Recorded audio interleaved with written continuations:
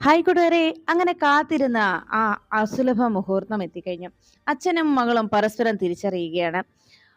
പുറത്തേക്ക് എത്തിയ തങ്കം കാറിൽ നിന്ന് ഇറങ്ങി വരുന്ന ശ്രീനിവാസനെ കണ്ട് അതിശയത്തോടെ നോക്കി നിൽക്കുകയാണ്. അരികിലേക്ക് നടന്നെടുക്കുമ്പോൾ ശ്രീനിവാസും ആശ്ചര്യത്തോടെ അരികിലേക്ക് വന്ന് ശാന്തി, ശാന്തി നീ ഇവിടെ എന്ന് ചോദിച്ചു. അപ്പോഴേക്കും ശാന്തി പറഞ്ഞു, സാറ് പറഞ്ഞതൊക്കെ ഞാൻ കേട്ടു. എത്ര നാളായി സാറിനെ കാത്തിരിക്കുന്നു. സാർ ഇവിടെ വന്ന് സാറിന്റെ കഥ പറഞ്ഞപ്പോ സാറിന്റെ ഭാര്യയുടെ പേരെന്താണെന്ന് സാർ ഇവരോട് പറഞ്ഞില്ലല്ലോ. ഒന്ന് പറഞ്ഞിരുന്നെങ്കിൽ ഇവർക്ക് മനസ്സിലാകുമായിരുന്നു. സാറിന്റെ ഭാര്യയാണ് സിത്താര എന്നുള്ള കാര്യം ഇവരോട് അറിഞ്ഞിരുന്നെങ്കിൽ, സിത്താര മേഡമാണ് സാറിന്റെ ഭാര്യ എന്നുള്ള സത്യം അറിയിച്ചിരുന്നുവെങ്കിൽ ഇവർക്ക് എല്ലാവർക്കും സിത്താര മേഡത്തെ അറിയാമെന്ന് പറഞ്ഞു. ആശ്ചര്യത്തോടെ ഇതൊക്കെ വിശ്വസിക്കാനാകാത്ത രീതിയിൽ ശ്രീനിവാസ് തങ്കത്തെ നോക്കുമ്പോ അടുത്ത് നിന്ന ഗോപാലൻ ചോദിച്ചു, സിത്താര മേഡം സാറിന്റെ ഭാര്യയാണോ? അതേ എന്ന് ശ്രീനിവാസ് തല കുലുക്കുമ്പോ ഉടനെ ഗോപാലൻ ചോദിച്ചു, അപ്പോ സാറാണോ ഈ ശ്രീനിവാസ്? അതേ എന്ന് പെട്ടെന്ന് ആശ്ചര്യത്തോടെ അനിയൻ സാർ പറഞ്ഞു. അതെ, എന്റെ ഒഫീഷ്യൽ നാമമാണ് ശ്രീനിവാസൻ. വീട്ടുകാരും നാട്ടുകാരും അനിയൻ അനിയന്ന് അനിയൻ കുഞ്ഞെന്ന് വിളിക്കുന്നതേ ഉള്ളൂ എന്ന് അറിയിച്ചപ്പോ അതിശയത്തോടെ തങ്കത്തിന്റെയും ഗോപാലിന്റെയും ഒക്കെ ചോദ്യങ്ങൾക്ക് മറുപടി നൽകിയ ശ്രീനിവാസനെ ആശ്ചര്യത്തോടെ നോക്കി നിൽക്കുകയാണ് കൃഷ്ണ. അപ്പോഴാണ് ശാന്തിയെ നോക്കി ശ്രീനിവാസ പറഞ്ഞത്, അതെ, നിങ്ങൾക്ക് എന്നെ മനസ്സിലായല്ലോ. പക്ഷേ ദാ ഈ നിൽക്കുന്നത് ആരാണെന്നറിയാവോ? ഞാൻ പറഞ്ഞ ആ ശാന്തിയാണ് ഈ നിൽക്കുന്നത് എന്നറിയിച്ചപ്പോ എല്ലാവർക്കും വല്ലാത്ത ഞെട്ടലായി. ഇത് വല്ലാത്തൊരു അത്ഭുതമായിരിക്കുന്നു എന്ന രീതിയിൽ എല്ലാവരും ആശ്ചര്യപ്പെട്ടങ്ങനെ നോക്കുമ്പോഴാണ് തങ്കം വേഗം ശ്രീനിവാസിന്റെ അടുത്തേക്ക് എത്തിയത് കണ്ട് ശ്രീനിവാസ് ചോദിച്ചു, ശാന്തി ഇനി പറ, എന്റെ മോൾ എവിടെ? ഞാനൊന്ന് ഏൽപ്പിച്ച എന്റെ കുഞ്ഞെവിടെ എന്ന് ചോദിച്ചപ്പോ ശ്രീനിവാസിനെ നോക്കി തങ്കം പറഞ്ഞു, സാറേ, ഞാൻ ഒത്തിരി ആഗ്രഹിച്ചിട്ടുണ്ടായിരുന്നു സാറിന്റെ മോളെ സാറിന്റെ മുന്നിലേക്ക് കൊണ്ടുവന്ന് നിർത്തി. ഇതാണ് സാറിന്റെ മകളെന്നും അന്ന് സാറിനെ ഏൽപ്പിച്ചിട്ട് പോയ ആ പൊന്നോമന കുഞ്ഞ് ഇതാണ് എന്ന് പറഞ്ഞ് സാറിന്റെ കൈകളിലേക്ക് നൽകി ആ മകളെ ചൂണ്ടിക്കാണിച്ച് എനിക്ക് പറയണമെന്ന് ഒത്തിരി ഞാൻ ആഗ്രഹിച്ചിരുന്നു. പക്ഷേ അതിനൊക്കെ മുൻപേ സാറിന്റെ മകളെ തിരിച്ചറിഞ്ഞു കഴിഞ്ഞല്ലോ, മനസ്സുകൊണ്ട് സ്വന്തം മകളെ അംഗീകരിച്ചു കഴിഞ്ഞല്ലോ എന്ന് പറഞ്ഞപ്പോ അത് കേട്ട് വിശ്വസിക്കാനാകാതെ ആശ്ചര്യത്തോടെ നോക്കുകയാണ് ശ്രീനിവാസ്. ശാന്തി നീ എന്താ ഈ പറയുന്നത് എന്ന് ചോദിച്ചപ്പോ ഉടനെ അടുത്തു നിന്ന കൃഷ്ണയെ ശ്രീനിവാസിന്റെ മുന്നിലേക്ക് പിടിച്ചു നിർത്തിയിട്ട് പറഞ്ഞു, സാറേ, ഇതാണ് അന്ന് സാർ എന്നെ ഏൽപ്പിച്ചിട്ട് പോയ ആ ചോരക്കുഞ്ഞ്. അത് ദാ ഈ നിൽക്കുന്ന കൃഷ്ണമോള് തന്നെയാണ് എന്ന് പറഞ്ഞു. സാറ് സ്വന്തം മകളെ തന്നെയാണ്, സ്വന്തം മകളാണെന്ന് പറഞ്ഞ്, മകളെ പോലെയാണെന്ന് പറഞ്ഞ് മകളായി ഏറ്റെടുത്ത് അവൾക്ക് എല്ലാ സംരക്ഷണവും നൽകി കൂടെ നിർത്തിയത്. അത് കേട്ടതും വിശ്വസിക്കാനാകാതെ അതിശയത്തിൽ നിൽക്കുന്ന കൃഷ്ണയെ നോക്കി തങ്കം പറഞ്ഞു, ഞാൻ പറഞ്ഞിട്ടില്ലേ മോളെ, മുമ്പ് എന്റെ മോൾക്ക് എല്ലാ സംരക്ഷണവും നൽകി ഒരാൾ വരുമെന്ന്. എന്റെ മോളെ സംരക്ഷിക്കാനും സ്നേഹിക്കാനും എന്റെ മോൾക്ക് തുണയായിട്ടും ഒരാൾ എത്തുമെന്ന്. അതെ, അദ്ദേഹം തന്നെയാ എന്റെ മോളുടെ അച്ഛൻ. മോൾക്ക് ഞാൻ പറഞ്ഞു തന്നിട്ടില്ലേ മോളുടെ അച്ഛനെ ഈ അമ്മ കാണിച്ചു തരുമെന്ന്. ദാ ഈ നിൽക്കുന്നതാണ് എന്റെ മോളുടെ അച്ഛൻ എന്ന് പറഞ്ഞ് കൃഷ്ണയോട് തങ്കം ശ്രീനിവാസനെ കാണിച്ചു കൊടുക്കുമ്പോ അത് ഒട്ടും വിശ്വസിക്കാനാകാത്ത വല്ലാത്തൊരു ഞെട്ടലിൽ അങ്ങനെ അതിശയിച്ചു നിൽക്കുമ്പോഴേ ശ്രീനിവാസിന് സ്വന്തം മകളെ നേരത്തെ തന്നെ കിട്ടിയതിന്റെ സന്തോഷം, ആയിട്ടും സ്വന്തം മകളാണെന്ന് തിരിച്ചറിയാതെ ഞാൻ എൻ്റെ ആത്മാവിലേക്ക് ചേർത്ത് വെച്ചതാണ് എൻ്റെ ഈ പൊന്നുമോളെ. എൻ്റെ മകനെയും എൻ്റെ മകളായി എൻ്റെ മോളെ സ്നേഹിച്ചത്. എങ്കിലും ഈശ്വരന്മാര് എന്ത് കാണിച്ചിരിക്കുന്നത് അല്ലെ? എൻ്റെ മോൾ എൻ്റെ അരികിലേക്ക് തന്നെ വന്നെത്തിയല്ലോ എന്ന് പറഞ്ഞപ്പോ ഇത് കേട്ട് സുനന്ദ ചോദിച്ചു, അപ്പം ആണോ കൃഷ്ണയുടെ അച്ഛൻ? കൃഷ്ണമോളുടെ അമ്മ സിത്താരാമേഡം ആണോ എന്ന് ചോദിച്ചപ്പോ ഞെട്ടലോടെ ശാന്തിയെ നോക്കുകയാണ് കൃഷ്ണ. ഉടനെ തങ്കം പറഞ്ഞു, മോളെ, ചില സത്യങ്ങൾ ജീവിതകാലം മുഴുവൻ അത് ആരും അറിയരുത് എന്ന് നമ്മൾ ആഗ്രഹിക്കും. എന്നാൽ ജീവിതത്തിൽ അങ്ങനെ ചില സത്യങ്ങളും നമ്മൾ തിരിച്ചറിയുകയും അംഗീകരിക്കുകയും ചെയ്യേണ്ട സാഹചര്യങ്ങൾ ഉണ്ടാകുമെന്ന് പറഞ്ഞപ്പോ തങ്കത്തെ നോക്കി കൃഷ്ണ പറഞ്ഞു, ഇല്ല, ഒരിക്കലുമില്ല. എൻ്റെ അമ്മ ഈ നിൽക്കുന്ന അമ്മ തന്നെയാണ്. എനിക്ക് ഈ അമ്മയെ മതി, എനിക്ക് ഈ അമ്മയെ അറിയൂ എന്ന് പറഞ്ഞ് തങ്കത്തെ കെട്ടിപ്പിടിച്ച് കൃഷ്ണ കരയുമ്പോഴേക്കും ഉടനെ അടുത്ത് നിന്ന് മോളിക്കുട്ടി പറഞ്ഞു, ആഹാ, കൊള്ളാലോ, ഇന്ന് പിറന്നാൾ ദിവസമായിട്ട് എന്തെല്ലാം അതിശയങ്ങളാണ്, എന്തെല്ലാം സംഭവങ്ങൾ അവിടെ നടന്നിരിക്കുന്നത്. ഒരിക്കലും മറക്കാനാകാത്ത നിമിഷങ്ങൾക്ക് സാക്ഷിയാവുകയായിരുന്നു നമ്മൾ എല്ലാവരും. എന്തായാലും ഈ ഈ ഒരു പിറന്നാൾ ഒരിക്കലും മറക്കത്തില്ല, ഓർമ്മയിൽ എന്നും നമ്മൾ എല്ലാവരും സൂക്ഷിക്കുമെന്ന് പറഞ്ഞ് ഇനിയിപ്പോ പിറന്നാൾ ആഘോഷത്തിലേക്ക് കടക്കാം, ഇന്ന് ഇരട്ടി മധുരവല്ലേ കിട്ടിയിരിക്കുന്നതെന്ന് പറഞ്ഞ് മോളിക്കുട്ടി എല്ലാവരെയും അകത്തേക്ക് ക്ഷണിച്ചു. അപ്പോഴാണ് കളരിക്കര് പിറന്നാൾ ആഘോഷത്തിന് വേണ്ട ഒരുക്കങ്ങളൊക്കെ നടത്തിയിട്ടും പിറന്നാള് കേക്ക് കട്ട് ചെയ്യാനായിട്ട് കട്ട് ചെയ്യേണ്ടിയിരുന്ന ആള് അതിന് തയ്യാറാകാതെ ഭയന്ന് വിറച്ച് മമ്മിയോടൊപ്പം റൂമിൽ പോയിരിക്കുന്ന ഈ കാഴ്ച കണ്ട് ആകെ കലിതുള്ളി നിൽക്കുന്ന നവീനോട് സുമിത്ര പറഞ്ഞു, മോനെ ഞാൻ ചെന്ന് ഗാതമോളെ ഒന്ന് വിളിക്കട്ടെ, നമുക്ക് കേക്ക് കട്ട് ചെയ്താലോ എന്ന് ചോദിച്ചപ്പോ, എന്തിനാ മമ്മി, എന്തിനാ അമ്മേ, അതിന്റെ ആവശ്യം എന്താണ്, വെറുതെ ഒരു ആഘോഷവും വേണ്ട, ഒരു പാർട്ടിയും വേണ്ട, എല്ലാം മതിയാക്കിക്കോ.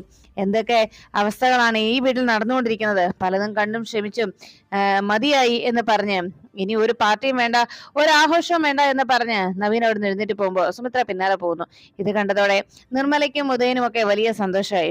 നമ്മളായിട്ട് പ്രത്യേകിച്ച് ഈ പാർട്ടി അലങ്കോലമാക്കാൻ ഒന്നും ചെയ്തില്ലെങ്കിലും അത് സ്വയമേവ തന്നെ ഇല്ലാതായി കഴിഞ്ഞു. എന്തായാലും ഇതിന്റെ പഴിയൊന്നും നമ്മുടെ തലയിൽ കയറിക്കേണ്ടി വന്നില്ലല്ലോ എന്ന് ആശ്വസിച്ച് നിർമ്മല നിൽക്കുമ്പോഴേക്കും ഇത് കണ്ട അടുത്ത് നിന്ന് കീർത്തി ചോദിച്ചു, അല്ലമ്മേ ഇനിയിപ്പോ ഇതിന്റെ പേരിൽ ഇനി ഇതിന്റെ പ്രശ്നം ഇങ്ങനെ തുടർന്നു പോകുന്നാ തോന്നുന്നത്. നവീന്റെ ദേഷ്യം കണ്ടിട്ട് അത്ര പെട്ടെന്നൊന്നും തണുക്കുമെന്ന് എനിക്ക് തോന്നുന്നില്ല.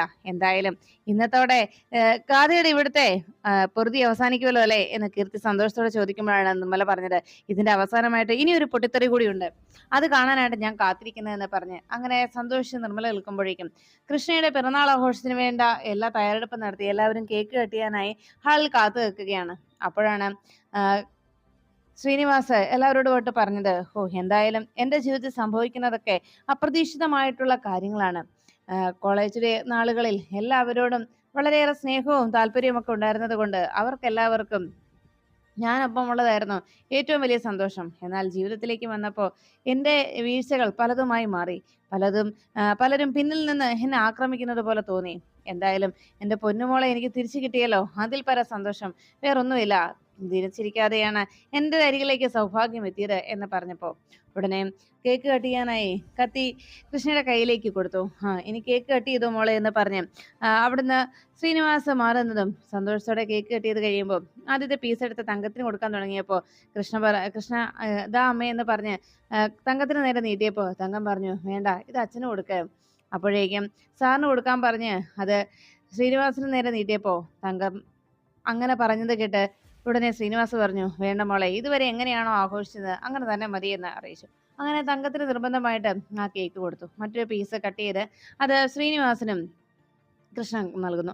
അതിനുശേഷം എല്ലാവരും പരസ്പരം കേക്ക് കട്ട് ചെയ്ത് അങ്ങോട്ടും ഇങ്ങോട്ടും ഷെയർ ചെയ്ത് ഭക്ഷണം കൊടുക്കുകയും കേക്ക് പീസ് കൊടുക്കുകയും ഒക്കെ ചെയ്ത് എല്ലാവരും അങ്ങനെ ആഘോഷിക്കുമ്പോൾ ഒടുവിൽ ശ്രീനിവാസൻ പറഞ്ഞു, എന്തായാലും എൻ്റെ മോളെ ഇന്നത്തെ ദിവസം ഞങ്ങളുടെ ജീവിതത്തിൽ ഒരിക്കലും മറക്കാനാകാത്ത അതിശയിപ്പിക്കുന്ന ഒരു മുഹൂർത്തമായിരുന്നു കേട്ടോ. ഞങ്ങൾ എത്രയോ നാളുകളായി കാത്തിരിക്കുന്ന ഒരു മുഹൂർത്തം എന്ന് വേണമെങ്കിൽ പറയാം. അത് കേട്ടതും സുനന്ദ പറഞ്ഞു, ശരിയാ ഗോപാലേട്ടൻ പറഞ്ഞത്, എൻ്റെയും ഞെട്ടിലങ്ങ് മാറിയിട്ടില്ല കേട്ടോ എന്ന്. അടുത്ത് നിന്ന് സുനന്ദയും വിളിച്ചു പറഞ്ഞു. എല്ലാം കേട്ട് കഴിഞ്ഞതും വളരെ സന്തോഷത്തോടെ എല്ലാവരും കൃഷ്ണയുടെ പിറന്നാൾ ആഘോഷത്തിൽ പങ്കുചേരുമ്പോൾ ഉടനെ ശ്രീനിവാസനോട് ഗോപാലൻ പറഞ്ഞു, എന്തായാലും അച്ഛനും മോളെയും ഒരുമിച്ച് കാണാൻ സാധിച്ചല്ലോ. രണ്ടുപേരും പരസ്പരം തിരിച്ചറിയുകയും വർഷങ്ങളായിട്ടുള്ള കാത്തിരിപ്പിനൊടുവിൽ രണ്ടുപേർക്കും ഒന്നു ചേരാനും സാധിച്ചല്ലോ. ഇതിൽ പരം ഇങ്ങനെ ഒരു മുഹൂർത്തത്തിന് സാക്ഷിയാകാൻ കഴിഞ്ഞതിൽ ഞങ്ങളുടെയും ഭാഗ്യമാണെന്ന് പറഞ്ഞ് ഗോപാലനും സുനന്ദയും അങ്ങനെ സംസാരിച്ചു കേൾക്കുമ്പോഴാണ് ഉടനെ ഇത് കേട്ട് എന്ന ശ്രീനിവാസനോട് മോളിക്കുട്ടി പറഞ്ഞത്, സാറേ നമുക്ക് നാളെ നമ്മുടെ സിറ്റിയില് കവലയില് എല്ലാവർക്കും ഭക്ഷണം കൊടുത്താലോ, എല്ലാവർക്കും ലഡു വിതരണം ചെയ്താലോ. ഇതൊക്കെ കേട്ടതും ഉടനെ ശ്രീനിവാസ് പറഞ്ഞു, അതിനെന്താ, എന്ത് വേണമെങ്കിലും നീ തയ്യാറായിക്കോ മോളിക്കുട്ടി, എല്ലാത്തിനും ഞാൻ കൂടെ ഉണ്ടല്ലോ. അപ്പോഴാണ് മോളിക്കുട്ടി പറഞ്ഞത്, അല്ലെങ്കിൽ അത് വേണ്ട, കൃഷ്ണമോളെ എല്ലാവരും അംഗീകരിക്കട്ടെ, അതിനുശേഷം മതി, സാറിന്റെ മകളായിട്ട് എല്ലാവരും അംഗീകരിക്കട്ടെ എന്ന് പറഞ്ഞപ്പോൾ ശ്രീനിവാസ് പറഞ്ഞു, അതിന്റെ ആവശ്യം എന്താണ്, എൻ്റെ മോളാണെന്ന് ഞാൻ പറയുന്നതിലപ്പുറം ആർക്കും ഇനി ഒരു സംശയവുമില്ല. ഞാൻ തന്നെ ഇത് എൻ്റെ മോളാണെന്ന് പറയുന്നതാണ് അതിന്റെ രജിസ്ട്രേഷൻ. അറിയാമല്ലോ, ഈ നാട്ടിലുള്ള എല്ലാവർക്കും അറിയാം ഞാൻ എൻ്റെ മോളെ അന്വേഷിച്ച് നടക്കുകയാണെന്നുള്ള സത്യം. ആ മോളെ കണ്ടെത്തിയതിന്റെ സന്തോഷം അവരുടെ മനസ്സിലും ഉണ്ടാകും, അവരുടെ മുഖത്തും ഉണ്ടാകും. അതുകൊണ്ട് എൻ്റെ മോളെ എനിക്ക് തിരിച്ചു കിട്ടി എന്നുള്ള ആ സന്തോഷ വാർത്ത അറിയുമ്പോൾ ഈ നാട്ടുകാരുടെ സന്തോഷവും അവരുടെ സ്നേഹവും നേരിട്ട് കാണാമല്ലോ എന്ന് പറഞ്ഞ് ശ്രീനിവാസ് തൻ്റെ മോളെ എല്ലാവരെയും താൻ പരിചയപ്പെടുത്തി കൊടുക്കുമെന്ന് ശ്രീനിവാസ് ഉറപ്പ് പറയുമ്പോൾ കേക്ക് കട്ട് ചെയ്യാനായിട്ട് ഹാളിലേക്ക് പോകുന്നതിനെ കുറിച്ച് ഗാഥയോട് സിതാര സംസാരിച്ചു. അപ്പോഴേക്കും ഗാഥ പറഞ്ഞു, ഇല്ല മമ്മി, എനിക്കിനി ഇവിടെ നിൽക്കാൻ പറ്റില്ല. ഞാൻ മമ്മിയോടൊപ്പം വീട്ടിലേക്ക് വരികയാ. അത് കേട്ടതോടെ സിതാര പറഞ്ഞു, വേണ്ട, അത് ശരിയായ നടപടിയല്ല. മോൾ ഇവിടെ തന്നെ നിൽക്കണം. ഇവിടെ നിന്ന് ഇങ്ങനെ എപ്പോഴും എപ്പോഴും മമ്മിയുടെ പിന്നാലെ അവിടേക്ക് വരുന്നത് ശരിയായ കാര്യമല്ല. നവീന്റെ കുടുംബത്തെയും നമ്മൾ മാനിക്കേണ്ടതും അവരെ ഉം, അവർക്ക് മുൻതൂക്കം കൊടുക്കേണ്ടതുണ്ട്. അതുകൊണ്ട് തന്നെ അവരുടെ വിഷമങ്ങളും അവരുടെ പ്രശ്നങ്ങളും നമ്മൾ പരിഗണിക്കേണ്ടത് അത്യാവശ്യമാണെന്ന് പറഞ്ഞപ്പോൾ ഇത് കേട്ട ഗാഥ പറഞ്ഞു, എന്റെ മമ്മി, എന്നെ ഇവിടെ തനിച്ചാക്കിയിട്ട് പോകാനാണോ മമ്മിയുടെ ആഗ്രഹം? മമ്മി കണ്ടതില്ലേ, എനിക്ക് വയ്യ. ഇന്ന് എന്റെ പിറന്നാൾ ദിവസം തന്നെ എന്നെ ആ പാമ്പ് കൊത്തുമെന്നാണ് എനിക്ക് പേടി. സത്യത്തിൽ ആ പാമ്പ് എന്നെ അന്വേഷിച്ച് വന്നിരിക്കുന്നതാണ് മമ്മി. മമ്മി ഇപ്പോ എന്നെ ഇവിടെ തനിച്ചാക്കിയിട്ട് പൊയ്ക്കോ. പക്ഷെ നാളെ മമ്മി വീണ്ടും ഇവിടേക്ക് വരേണ്ടി വരും, എന്റെ മരണവാർത്ത അറിഞ്ഞ്. അന്നേരം എന്റെ മമ്മി എന്നെ കുറിച്ച് ഓർത്ത് വിലപിച്ചിട്ടോ കരഞ്ഞിട്ടോ ഒരു കാര്യം ഉണ്ടാവില്ല. അങ്ങനെയൊക്കെ പറഞ്ഞ് സിതാരയോട് ദേഷ്യപ്പെടുന്ന ഗാഥയുടെ ആ തീരുമാനത്തെ ഇനി മാറ്റാൻ പറ്റില്ല എന്ന് മനസ്സിലാക്കി സിതാര പറഞ്ഞു, ശരി, നിനക്ക് വേണ്ടി എന്തെല്ലാം പ്രശ്നങ്ങളാണ് ഞാൻ ചെന്ന് ചാടുന്നതെന്നറിയാവോ? ഇപ്പൊ പലതവണയായിട്ട് നവീനുമായി വഴക്കിട്ട് വീട്ടിൽ വന്ന് നിൽക്കുകയാണ് മോളെ നീ. അതിന്റെ പേരിൽ നവീന്റെ അച്ഛനുമായിട്ട് എനിക്ക് ചില വാക്കുതർക്കങ്ങൾ ഉണ്ടാക്കേണ്ടി വരികയും ചെയ്തിരുന്നു. അതുകൊണ്ട് അവര് ക്ഷമിക്കുന്നതിനും സഹിക്കുന്നതിനും ഒരു പരിധിയുണ്ടല്ലോ. ഞാൻ എന്തായാലും ഒന്നുകൂടി സംസാരിച്ചു നോക്കാം, എന്താവും അവരുടെ സ്റ്റാൻഡെന്ന് എനിക്കറിയില്ല എന്ന് സിതാര ദേഷ്യത്തോടെ ഗാഥയോട് അറിയിച്ചു. അപ്പോഴാണ് നവീനും സുമിത്രയും കൂടി ഗാഥയുടെയും സിതാരയുടെ അരികിലേക്ക് എത്തുന്നത്. സിതാര വേഗം ഹാളിലേക്ക് വന്നിട്ട് പറഞ്ഞു, അതെ, ഞാനൊരു കാര്യം എല്ലാവരോടും പറയാനായിട്ട് വന്നതാണ്. ഗാഥമോളുടെ മനസ്സ് ഇപ്പോഴും ഓക്കെ ആയിട്ടില്ല. ഇപ്പോഴും ആ നാഗത്തെക്കുറിച്ചുള്ള പേടിയാണ് മനസ്സിൽ നിറയെ. അതുകൊണ്ട് തന്നെ മോളെ ഞാൻ ഒന്നുകൂടി വീട്ടിലേക്ക് കൊണ്ടുപോയിക്കോട്ടെ എന്ന് ചോദിച്ചപ്പോൾ നവീൻ പറഞ്ഞു, അതിന് ചോദിക്കേണ്ട ആവശ്യകത എന്താണ് മാഡം? മാഡം, ഇത് സ്ഥിരമായി നടന്നുകൊണ്ടിരിക്കുന്ന കാര്യമാണല്ലോ. അല്ല, അയാളുടെ മനസ്സിന് ഇപ്പോൾ ശരിക്കും എന്താണ് പ്രശ്നം? ഈ സൈക്കിക് പ്രോബ്ലത്തിനല്ലേ നമ്മൾ ഡോക്ടറെ കൺസൾട്ട് ചെയ്തതും മെഡിസിൻ എടുത്തതും. പക്ഷെ അതൊന്നും കഴിക്കാനോ അതുപോലെ ചെയ്യാനോ അയാൾക്ക് താല്പര്യമില്ലല്ലോ. അതിന് അയാൾ തയ്യാറല്ലല്ലോ. പിന്നെ എന്റെ കുടുംബത്തിന്റെ സർപ്പദോഷത്തെ കുറിച്ച് പറഞ്ഞ് ആ നാഗശാപത്തെ കുറിച്ച് പറഞ്ഞിട്ടാണ് ഇത്രയും നാളും മുതലെടുത്തുകൊണ്ടിരുന്നത്. ഇനി അതിന് അങ്ങനെ ഒരു മുതലെടുപ്പ് നടത്താൻ ഞാൻ സമ്മതിക്കില്ല. എന്റെ കുടുംബത്തിന്റെ പ്രശ്നങ്ങള് മുന്നിൽ കാട്ടിച്ചുകൊണ്ട് മുന്നിൽ നിർത്തിക്കൊണ്ട് നിങ്ങൾ കാണിക്കുന്ന ഗാഥയുടെ ഈ മാനസിക വൈകൃതത്തെ എനിക്ക് ഒരിക്കലും അംഗീകരിക്കാനാവില്ല. ഏതെല്ലാം രീതിയിൽ ഞാൻ അഡ്ജസ്റ്റ് ചെയ്യാൻ ശ്രമിക്കുന്നു, പക്ഷെ അതൊന്നും ഗാഥയ്ക്ക് ഉൾക്കൊള്ളാനോ മനസ്സിലാക്കാനോ സാധിക്കുന്നില്ല.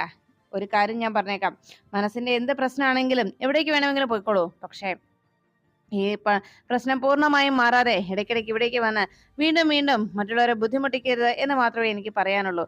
എനിക്കുണ്ട് ഇതുപോലെ മനസ്സിന് വേദനയും സങ്കടവും വിഷമവും ഒക്കെ എന്ന് പറഞ്ഞ് നവീൻ ദേഷ്യത്തോടെ ഞാൻ ഒരു മനുഷ്യനാണെന്ന് പറഞ്ഞുകൊണ്ട് അവിടെ നിന്ന് ഇറങ്ങി പോകുമ്പോഴേക്കും ഗാഥ നവീനോട് തട്ടിക്കയറുകയാണ്. അപ്പോൾ എനിക്ക് കുഴപ്പമില്ല, ഞാൻ മനഃപൂർവ്വം ഇതെല്ലാം ഉണ്ടാക്കുന്നതാണോ നവീൻ പറയുന്നതെന്ന് ചോദിച്ചപ്പം ഗാഥ, പ്ലീസ്, എനിക്ക് കൂടുതൽ സംസാരിക്കാൻ താല്പര്യമില്ല എന്ന് പറഞ്ഞ് നവീൻ അവിടെ നിന്ന് ഇറങ്ങി പോകുന്നു. അപ്പോഴേക്കും സുമിത്ര സിതാരയോട് പറഞ്ഞു, സിതാര, എന്റെ മോന്റെ മാനസികാവസ്ഥ ഞാൻ കാണുന്നതാണ്. അവന്റെ വിഷമം നിങ്ങൾക്കാർക്കും മനസ്സിലാക്കാൻ സാധിക്കുന്നില്ലല്ലോ. സത്യത്തിൽ എത്ര നാളായി എന്റെ മോന്റെ ജീവിതത്തിൽ ഇങ്ങനെയുള്ള ചില പ്രശ്നങ്ങൾ ഇങ്ങനെ നടന്നുകൊണ്ടിരിക്കുന്നു. അവൻ സഹിക്കുന്നതിനും ക്ഷമിക്കുന്നതിനും ഒരു പരിധിയുണ്ടല്ലോ. എന്തായാലും ഇനിയും മോളുടെ ഭാഗത്തു നിന്ന് ഇങ്ങനെ ഒരു നടപടി ഉണ്ടായാൽ ചില കടുത്ത തീരുമാനങ്ങളിലേക്ക് ഞങ്ങൾക്ക് എത്തിച്ചേരേണ്ടി വരുമെന്ന് പറഞ്ഞ് സുമിത്ര അവിടെ നിന്ന് പോകുന്നു. ഗാഥ സിതാരയോടൊപ്പം താനും വരികയാണ് എന്ന പിടിവാശിയിൽ തന്നെ ഉറച്ചു വെക്കുമ്പോൾ എങ്ങനെ തന്റെ മകളുടെ ജീവിതത്തെ സുരക്ഷിതമാക്കുമെന്നറിയാതെ, ഈ ഒരു പ്രശ്നത്തിന് പരിഹാരം എങ്ങനെ തേടുമെന്നറിയാതെ സിതാര ആകെ ടെൻഷനോടെ നിന്നു. അപ്പോഴാണ് കൃഷ്ണമോളുടെ പിറന്നാൾ ആഘോഷം എല്ലാം കഴിഞ്ഞ് അവിടെ നിന്ന് പോകാനായിട്ട് ശ്രീനിവാസ് തയ്യാറാകുമ്പോൾ മോളെയും കൂടെ കൊണ്ടുപോകണമെന്ന തീരുമാനത്തിലേക്ക് എത്തുമ്പോൾ അവിടെ നിന്ന് തങ്കത്തിന്റെ മനസ്സ് ആകെ തകർന്നു പോയി. ഇത്രയും നാളും എന്റെ മോളെന്ന് പറഞ്ഞ് ഞാൻ ചേർത്ത് പിടിച്ച കൃഷ്ണ, ഇത്രയും നാൾ എനിക്കൊരു കടമയുണ്ടായിരുന്നു. എന്റെ കടമ പൂർത്തിയായി. അച്ഛന്റെ കൈകളിലേക്ക് മകളെ സുരക്ഷിതമായി ഏൽപ്പിച്ചു. ഇനി അവർക്കിടയിൽ എനിക്ക് എന്ത് സ്ഥാനമാണുള്ളത്? ഇനി അമ്മയും അച്ഛനും മോളുമായിട്ട് അവർ സന്തോഷത്തോടെ ജീവിക്കട്ടെ. എങ്കിലും എനിക്ക് എന്റെ കൃഷ്ണമോള്, അവളില്ലാതെ എനിക്ക് ജീവിക്കാനാകുമോ? സത്യത്തിൽ ഞാൻ എൻ്റെ കടമ നിർവഹിച്ചു. ഇനി അവര് സന്തോഷത്തോടെ അച്ഛനും അമ്മയും മോളും സന്തോഷത്തോടെയും സമാധാനത്തോടെയും ജീവിക്കട്ടെ എന്ന് തങ്കം മനസ്സിലങ്ങനെ ചിന്തിക്കുമ്പോഴേക്കും പിന്നിൽ നിന്ന് തങ്കത്തെ കെട്ടിപ്പിടിച്ച് കൃഷ്ണൻ നിൽക്കുകയാണ്. ഞെട്ടലോടെ തിരിഞ്ഞു നോക്കിയ തങ്കം ഉടനെ തങ്കത്തെ നോക്കി കൃഷ്ണ പറഞ്ഞു, എന്താ വലിയ ആലോചനയിലാണല്ലോ? അതെ, ഒരു കാര്യം ഞാൻ പറഞ്ഞേക്കാം. ഈ ആലോചനയൊക്കെ എന്താണെന്ന് എനിക്ക് മനസ്സിലാവുന്നുണ്ട്. എനിക്ക് ഒറ്റയൊരു കാര്യമേ പറയാനുള്ളൂ. എനിക്ക് ഈ അമ്മയെ മതി. ഇനി ഏത് അമ്മ വന്നെന്നും ആര് വന്നെന്ന് പറഞ്ഞാലും ഞാൻ അറിഞ്ഞിട്ടുള്ളതും ഞാൻ മനസ്സിലാക്കിയിട്ടുള്ളതും എന്നെ അറിഞ്ഞിട്ടുള്ളതും ഞാൻ കണ്ടിട്ടുള്ളതുമായിട്ടുള്ള മുഖം ഇത് മാത്രമാണ്. ഈ അമ്മ മാത്രമാണ്. എനിക്ക് ഈ അമ്മ മാത്രം മതി. എന്നെ പ്രസവിച്ചത് ആരായാലും, എന്നെ വളർത്തിയതും എന്നെ സ്നേഹിച്ചതും എന്നെ ഇത്രയും തോളം എത്തിച്ചതുമൊക്കെ എൻ്റെ അമ്മയാണ്. ആ അമ്മ കഴിഞ്ഞിട്ടേ എനിക്ക് മറ്റാരും ഉള്ളൂ എന്ന് പറഞ്ഞ് തങ്കത്തെ കെട്ടിപ്പിടിക്കുകയാണ് കൃഷ്ണ. അമ്മ ഇങ്ങ് വന്നേ, നമുക്ക് എല്ലാവർക്കും ഭക്ഷണം വിളമ്പി കൊടുക്കണം. അമ്മ ഇങ്ങനെ ഒഴിഞ്ഞു മാറി നിൽക്കേണ്ട ആളല്ല. ഈ അമ്മയുടെ ചൂട് പറ്റി കിടന്നുറങ്ങിയാലേ ഈ കൃഷ്ണയ്ക്ക് സമാധാനത്തോടെ ഉറങ്ങാൻ കഴിയും. അതുകൊണ്ട് ഈ കൃഷ്ണ എവിടെയുണ്ടോ അവിടെ ഈ തങ്കവും ഉണ്ടാവും. അതിൽ നിന്ന് യാതൊരു മാറ്റവും ഇല്ല എന്ന് പറഞ്ഞ് തങ്കത്തെ ബലമായി അകത്തേക്ക് കൂട്ടിക്കൊണ്ടു പോന്നു. തങ്കം മോളെ ചേർത്ത് പിടിച്ച്, എൻ്റെ പൊന്നുമോളെ, നീ എന്തൊക്കെയാ ഈ പറയുന്നത്? വന്നേ, നമുക്ക് അവർക്കെല്ലാം ഭക്ഷണം വിളമ്പി കൊടുക്കാമെന്ന് പറഞ്ഞ് വേഗം അകത്തേക്ക് കൂട്ടിക്കൊണ്ടു പോന്നു. അപ്പോഴേക്കും ഗോപാലമാമനും സുനന്ദയും മോളിക്കുട്ടിയും ചേർന്ന് പിറന്നാൾ സദ്യ ശ്രീനിവാസന് വിളമ്പി കൊടുക്കുകയായിരുന്നു. കൃഷ്ണ അവിടേക്ക് എത്തിയപ്പോഴേക്കും മോളിക്കുട്ടി പറഞ്ഞു, അതേ, പിറന്നാൾ കുട്ടി ഇങ്ങനെ കറങ്ങി നടക്കാതെ വേഗം അവിടെ ചെന്നിരുന്നേ, അച്ഛൻ്റെ കൂടെ ഇരുന്ന് ഭക്ഷണം കഴിച്ചേ, ഞങ്ങളെല്ലാവരും ഒന്ന് കാണട്ടെ എന്ന് പറഞ്ഞപ്പോൾ ശ്രീനിവാസ് പറഞ്ഞു, അതെ, മോൾ ഇവിടെ ഇരിക്കേ, ഇവിടെ ഇരുന്ന് കഴിക്കേ എന്ന് പറഞ്ഞ് ശ്രീനിവാസ് തൻ്റെ മകളെ അരികിൽ പിടിച്ചിരുത്തുന്നു. അങ്ങനെ മകൾക്ക് സ്നേഹത്തോടെ ആദ്യമായി ആ അച്ഛൻ്റെ കൈകൊണ്ട് പിറന്നാൾ സദ്യ നൽകുകയാണ്. ആ കാഴ്ച കണ്ട് സ്നേഹിക്കുക മാത്രം അറിയാവുന്ന ചുറ്റുമുണ്ടായിരുന്ന ആ പാവങ്ങളെല്ലാം അച്ഛൻ്റെയും മകളുടെയും സന്തോഷത്തോടെയുള്ള ആ നിമിഷങ്ങൾ കണ്ട് അവർ രണ്ടുപേരും വർഷങ്ങൾക്കിപ്പുറം വീണ്ടും കണ്ടുമുട്ടിയപ്പോൾ ആ സന്തോഷത്തിനുണ്ടായ ഇരട്ടി മധുരത്തെക്കുറിച്ചോർത്ത് അവർ സ്നേഹത്തോടെ അവരെ നോക്കി അങ്ങനെ ഇരിക്കുമ്പോൾ പകയോടെ അവിടെ നിന്ന് ഇറങ്ങി പുറപ്പെട്ട ശ്രീനിവാസിന്റെ ജീവിതത്തെ തകർത്ത് കളഞ്ഞ സിതാരയെക്കുറിച്ചുള്ള ചിന്തകൾ ശ്രീനിവാസിന്റെ പിന്നാലെ തങ്കം ഓർമ്മിപ്പിക്കുകയായിരുന്നു. ഭക്ഷണമെല്ലാം കഴിച്ച് യാത്ര ഇറങ്ങിയ ശ്രീനിവാസിനോട് തങ്കം ചോദിച്ചത് സിതാര മേഡത്തോട് സാറിന് ക്ഷമിച്ചൂടെ എന്നതായിരുന്നു. അത് കേട്ടതോടെ ദേഷ്യത്തോടെ ശ്രീനിവാസ പറഞ്ഞു, എന്താ ശാന്തിനി ഈ പറയുന്നത്? ക്ഷമിക്കാനോ? ഇനി ഒരിക്കലും അവളുടെ പേര് പോലും എൻ്റെ കേൾക്കെ പറഞ്ഞു പോകരുത്. പരോളിൽ ചെയ്യാത്ത തെറ്റിന്റെ പേരിൽ ജയിൽ ശിക്ഷ അനുഭവിച്ചവനാണ് ഞാൻ. അന്ന് ജയിലിൽ കിടന്നിട്ട് പരോളിൽ ഇറങ്ങി വരുന്നതിന് മുൻപ് ഞാൻ ജയിലിൽ അടയ്ക്കപ്പെട്ട ദിവസങ്ങൾ കഴിയുന്നതിനിപ്പുറം തന്നെ മറ്റൊരുവനെ വിവാഹം കഴിച്ച് അവന്റെ കിടപ്പറയിൽ കഴിഞ്ഞവളാണ് ഈ സിതാര. അവളോട് എനിക്ക് ഒരിക്കലും ക്ഷമിക്കാനോ പൊറുക്കാനോ ആവില്ല എന്ന് ശ്രീനിവാസ് ദേഷ്യത്തോടെ അറിയിക്കുമ്പോൾ അതിനിടയിലും ചില തെറ്റിദ്ധാരണകൾ വന്ന് സംഭവിച്ചിട്ടുണ്ടാവും എന്നൊരു സംശയം ശാന്തിയുടെ മനസ്സിനെ അലട്ടി. സത്യത്തിൽ കൃഷ്ണമോളെ പോലെ തന്നെ ഒരു മകൾ സിതാര മേഡത്തിനുണ്ട് എന്നും അവരുടെ രണ്ടുപേരുടെയും മുഖഛായ ഒരുപോലെ തന്നെയാണെന്നും രണ്ടുപേരുടെയും പ്രായവും ഒന്നാണെന്നും ഒക്കെ പറഞ്ഞുകൊണ്ട് അതുകൊണ്ട് തന്നെ ഗാഥയും കൃഷ്ണയും ശ്രീനിവാസിന്റെയും സിതാരയുടെയും മകളാണെന്നുള്ളൊരു സംശയം തങ്കത്തിന്റെ മനസ്സിലേക്ക് എത്തുന്നു. അക്കാര്യം സാറിനോട് പറയണമെന്നും യഥാർത്ഥത്തിൽ ഗാഥ തന്നെയാണ് ഗാഥയും സിതാര മേഡത്തിന്റെയും ശ്രീനിവാസിന്റെയും മകളാണെന്നുള്ള സത്യം എങ്ങനെയാണ് ഒന്ന് തെളിയിക്കുക? ഇതിൽ എന്തോ തെറ്റിദ്ധാരണ സംഭവിച്ചിട്ടുണ്ടെന്നും സിതാര മേഡത്തിന് തന്നെയും ശ്രീനിവാസ് സാറിനെയും കുറിച്ചുണ്ടായ തെറ്റിദ്ധാരണ പോലെ തന്നെയാണ് ഇപ്പോൾ ശ്രീനിവാസ് സാറിന്റെ മനസ്സിലുണ്ടായിരിക്കുന്നത് എന്നും തിരിച്ചറിയുന്ന തങ്കം അവരെ ഒന്നിപ്പിക്കുന്നതിന് വേണ്ട ചുമതല കൃഷ്ണമോളെ ഏൽപ്പിക്കാൻ തന്നെ തീരുമാനിക്കുന്നു.